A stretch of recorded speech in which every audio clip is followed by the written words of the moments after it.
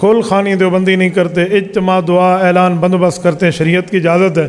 بابا کل خانی نہ حضور نے کی ہے، نہ صحابہ نے کی ہے، نہ امام حنیفہ نے کی ہے، نہ اولیاء نے کی ہے، ہم نہیں کرتے۔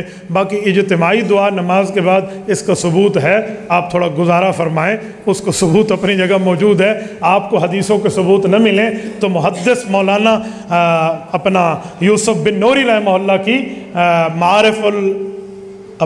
معارف السنن، اس کی جلد نمبر 3 دیکھ لو، تفصیل سے 3 صفحوں میں انہوں نے روایات درج کر دی۔ لا صلاۃ لمن لم یقرأ فاتحۃ الکتاب، امام بخاری نے وجوب القراءت پر پیش کی ہے۔ آپ اس لوگ کو واجب کیوں نہیں کہتے، مقتدی؟ جی بالکل ٹھیک ہے، امام بخاری مجتہد ہے، امام بخاری مجتہد ہے، ان کا اجتہاد ہے، واجب ہے۔ اور ہمارے پاس اللہ کا قرآن ہے، سورۃ اعراف سورۃ نمبر 7 آیت نمبر 204، وَإِذَا قُرِئَ الْقُرْآنُ فَاسْتَمِعُوا لَهُ وَأَنصِتُوا لَعَلَّكُمْ تُرْحَمُونَ، کہ قرآن کے مقابلے میں قرآن نہ پڑھو، چپ رہو۔ تو ہمارے پاس اللہ کا قرآن ہے اور تیرے پاس امام بخاری کا اجتہاد ہے۔ اب بتا، مجتہد کو ماننے والا تو بیٹھا ہے اور قرآن کو چھوڑنے والا تو بیٹھا ہے۔ ہمیں تو قرآن سناتا تھا، ادھر آپ کو قرآن کریم کیوں بھول گیا؟ امام بخاری تو مجتہد ہے، مجتہد سے خطا بھی ہو جائے تو حدیث میں اس کو اجر پھر بھی ملتا ہے۔ تو اپنا بتا، تیرا کیا بنے گا؟ تو بھائی ہم امام بخاری کو معجور سمجھتے ہیں، یہ ان کا اجتہاد ہے۔ ان کے اجتہاد کے مقابلے میں ان کے استاذ کے استاذ کے استاذ امام اعظم ابو حنیفہ جو صحابہ کے شاگرد ہیں، ان نے قرآن کریم کی آیت سے استدلال کیا ہے، وہ مانتے ہیں۔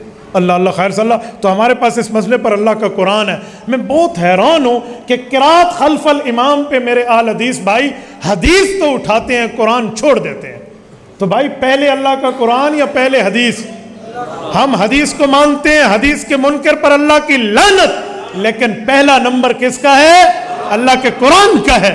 آپ قرات خلف الامام پہ قرآن کیوں نہیں پیش کرتے؟ قرآن کریم میں بھی ہے کہ جب قرآن پڑھا جائے تو چپ رہو۔ سیاستہ کے علاوہ کوئی اور حدیث کی کتاب جس نے سب کو صحیح کہا ہو؟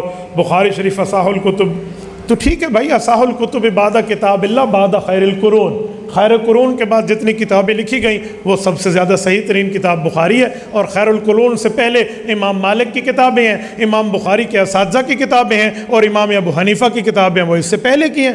وہ اصح الکتب اس زمانے کی ہیں، یہ اصح الکتب بعد کے زمانے کے ہیں۔ اس پہ تو کوئی مسئلہ